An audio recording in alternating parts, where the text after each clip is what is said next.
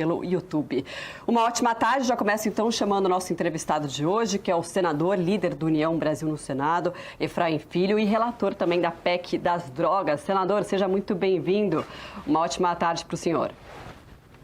Saudação, Marcela, saudar a todos os nossos telespectadores, internautas, ouvintes, aqueles que por todas as plataformas nos acompanham. Uma grande alegria poder participar com você e ficamos à inteira disposição para poder falar e discutir os temas que interessam ao Brasil, especialmente dentro da agenda do Congresso Nacional.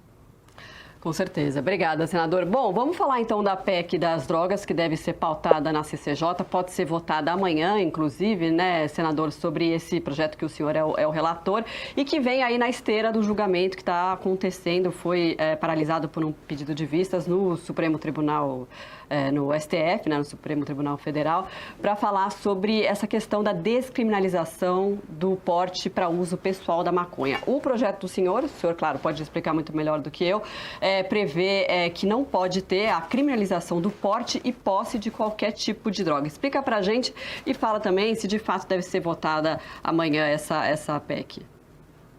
Vamos lá, Marcela, para deixar todo mundo na mesma página. A PEC, ela é uma iniciativa do Congresso Nacional que surgiu, né, como uma reação à iniciativa do Supremo Tribunal Federal e no bojo de um processo judicial discutir a descriminalização das drogas, ou seja, legalizar o porte e a posse de drogas em pequenas quantidades.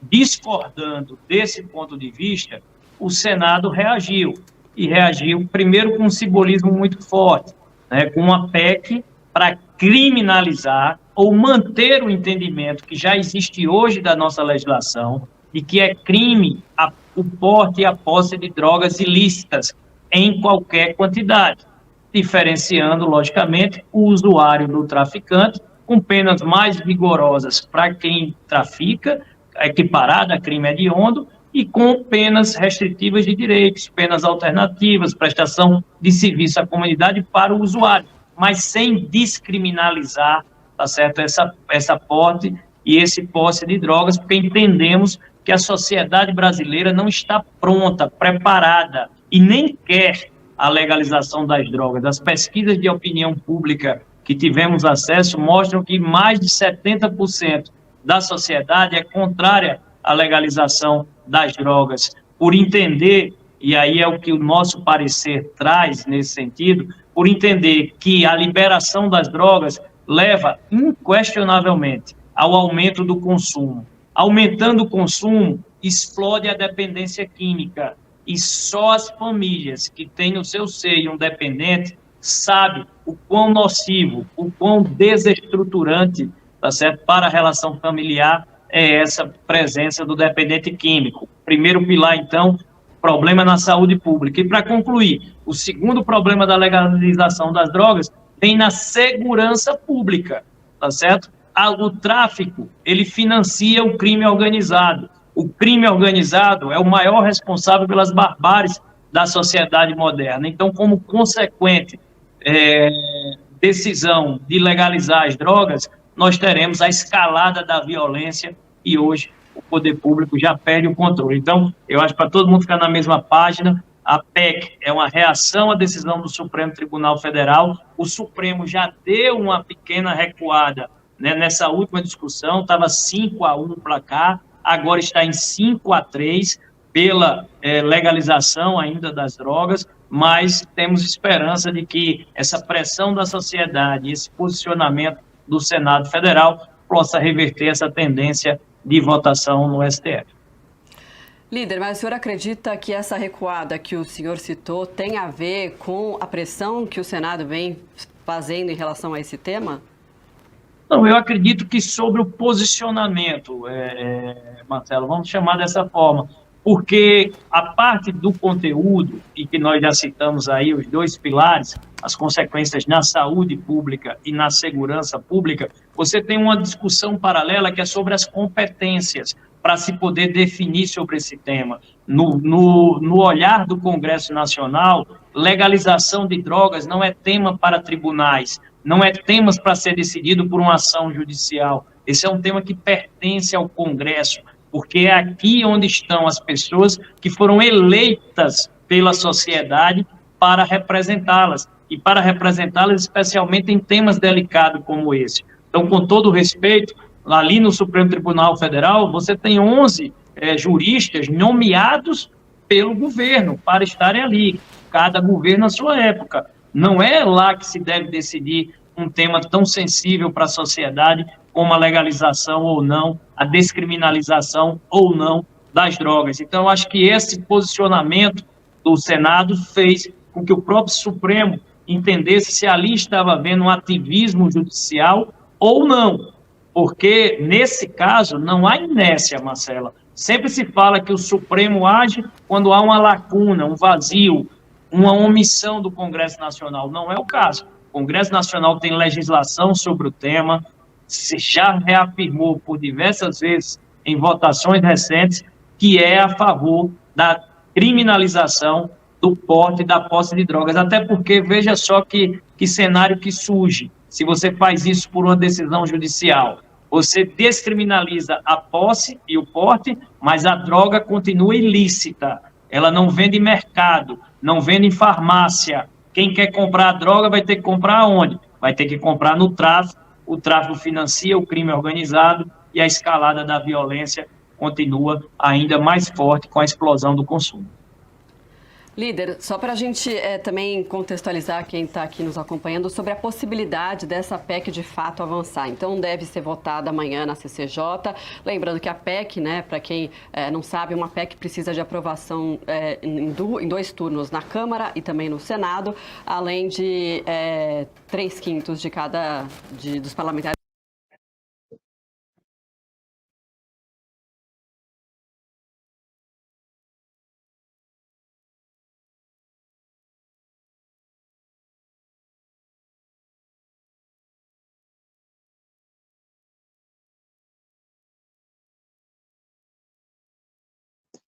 Oi, Marcela, fico no aguardo do retorno.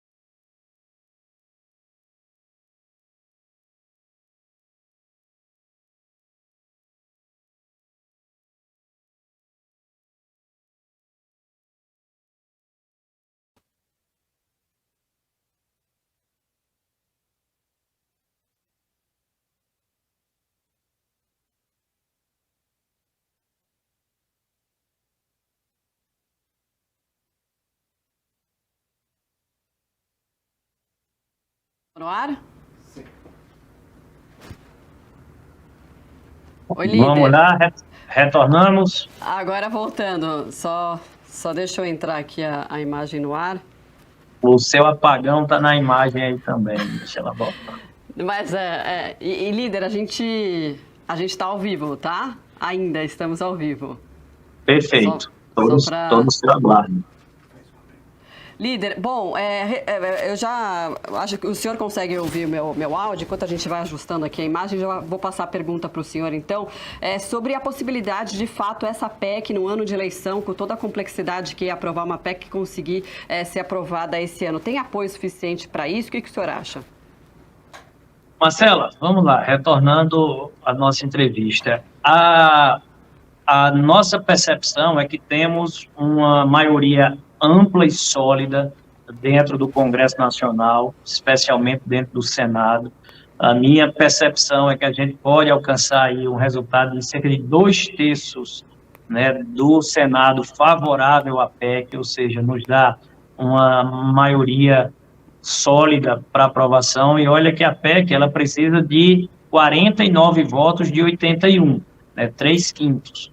Mas eu acho que a gente consegue ultrapassar bem essa margem, porque, como eu disse, esse é um tema que está muito latente na sociedade, né? A proteção das famílias, a questão do controle social por parte dos pais, né? Imagina que a descriminalização das drogas retira do pátrio poder, né, dos pais proibir seus filhos de consumir, porque está liberado. Como é que um pai hoje com um filho adolescente, um jovem, vai dizer que ele não consuma drogas, não consuma maconha, se o governo está liberando, né, essa substância? E a gente sabe que a maconha é a porta de entrada para drogas muito mais pesadas, não sou eu quem estou dizendo, a ciência é quem fala, para cocaína, heroína, crack, né, e tantas outras drogas desestruturantes para a relação familiar, para o ambiente familiar.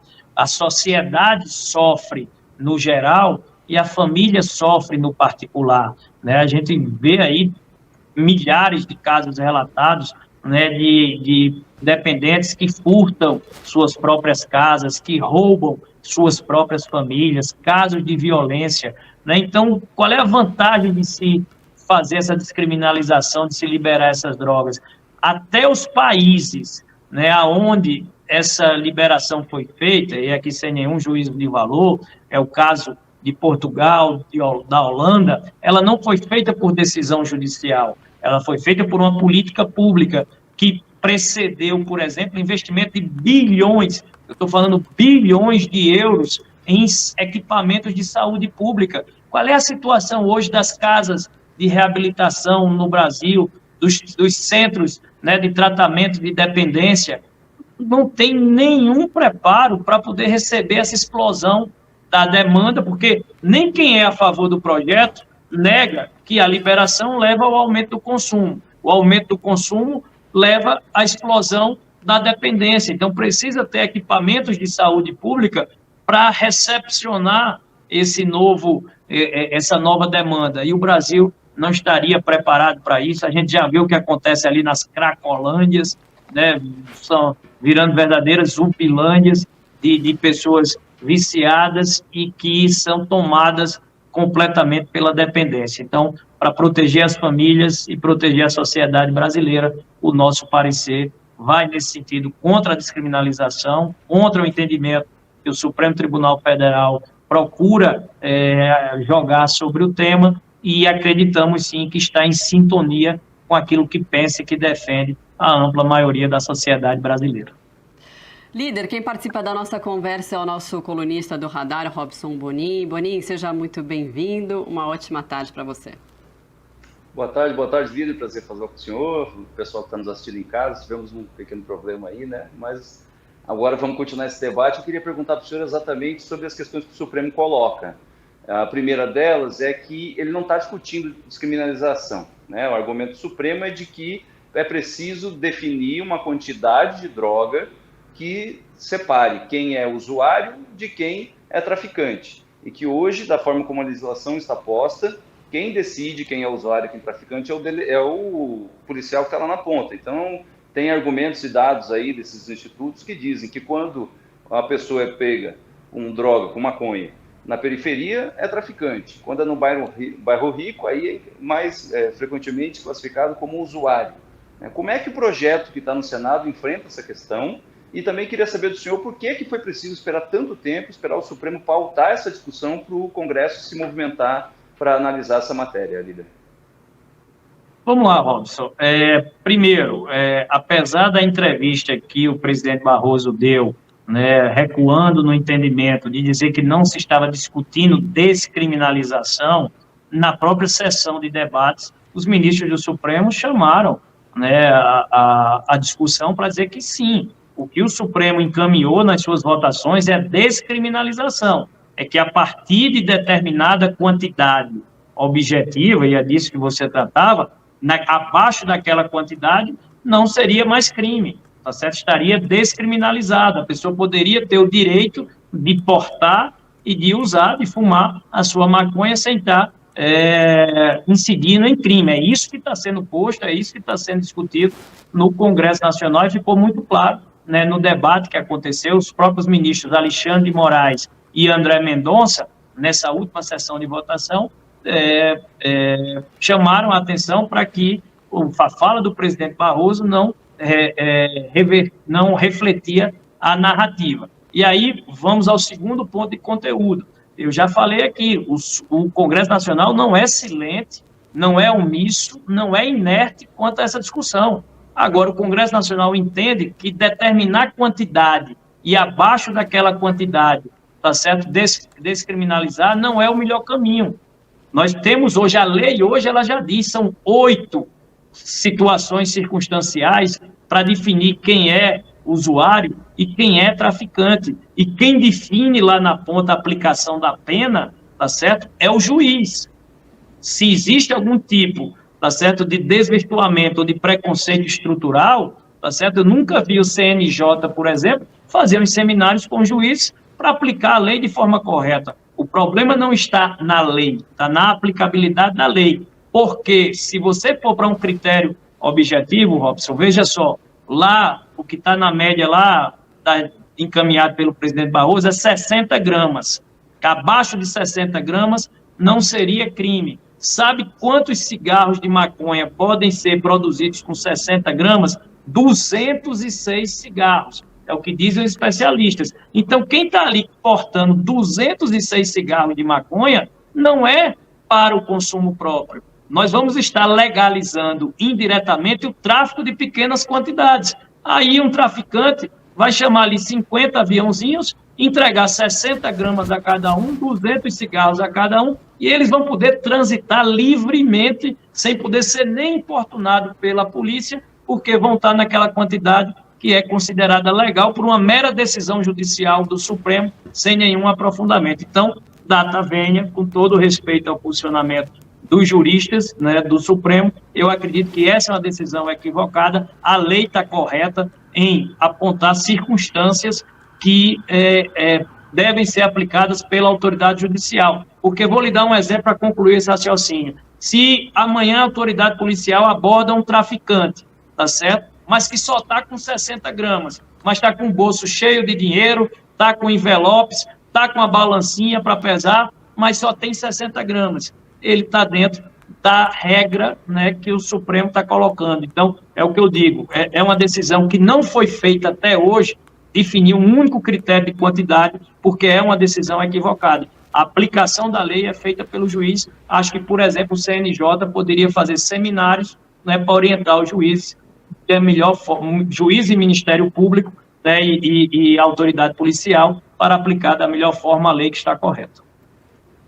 Líder, queria aproveitar a presença do senhor aqui, fazer uma pergunta rápida. O senhor comanda um importante partido, né, Congresso, muito representativo, e que está, nesse momento, passando por uma guerra interna muito grande, né? Essa sucessão entre o presidente atual, Luciano Bivar, com o futuro presidente, Antônio Rueda, tem provocado ruídos aí, tem acusações de atentado, de roubo. Como é que o senhor está se equilibrando aí, sendo líder da bancada agora? Como é que está o clima no partido? Robson, realmente ser líder do União Brasil hoje é um grande desafio, né, de poder buscar essa serenidade, esse ponto de equilíbrio. Veja só que eu lidero uma bancada no Senado, que foi eleita como a terceira maior bancada aqui do Senado, e que vai de Sérgio Moro, né, a Davi Alcolumbre, do maior oposicionista ao governo ao maior articulador do governo dentro do Congresso. Então, é preciso ter essa serenidade, esse equilíbrio na tomada de decisões. Esse período de transição do comando nacional do partido realmente teve muito ruído, e eu acredito que o presidente Bivar, né, não soube reconhecer que era o momento de fazer a passagem do bastão, né? Ele comandou uma parte importante da história do partido, o processo de fusão, comandou o partido durante as eleições de 2022, mas agora o dinamismo da política e do partido pedia esse momento de transição, e o Bivar não soube ver isso. Prova é que ele chega isolado, né, a convenção. Isso é muito importante, porque tem narrativa de um lado, tem narrativa de outro, é natural que, né, a imprensa ouça os dois lados, mas aos fatos, os números, o Rueda chegou junto com a ACM Neto, presidente e vice da Convenção Nacional, numa chapa que tem o apoio de 4 dos 4 governadores, de 7 dos 7 senadores, de mais de 50 dos 59 deputados federais. O Bivar só teve 2 deputados federais de 59 para compor a sua chapa. Então, chegou totalmente isolado.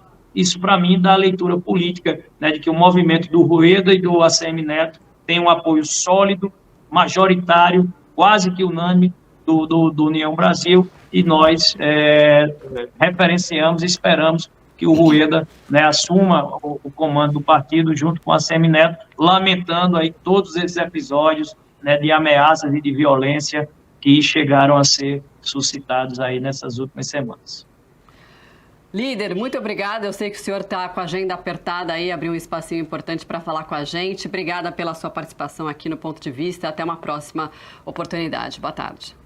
Marcela, Robson, todos os nossos internautas, telespectadores, ouvintes de todas as plataformas, sempre uma alegria participar de um momento como esse, formador de opinião na sociedade brasileira, e tratando especialmente de um tema que tem tudo a ver. O debate é um bom debate, Robson e Marcela. Tem muitas perguntas, tem muitos questionamentos, mas nós estamos preparados, nos aprofundamos, e de tudo que estudamos, vimos, experiências internacionais, eu volto a dizer, acredito que o Brasil e a sociedade brasileira ainda não está preparada para a descriminalização das drogas, traz problemas no pilar da saúde pública, com o aumento da dependência, traz problemas no pilar da segurança pública, com a escalada da violência, e acredito que a PEC é o melhor caminho para manter o combate das drogas. E só para concluir, se existem falhas, e existem muitas, né, na fiscalização, em coibir esse comércio das drogas,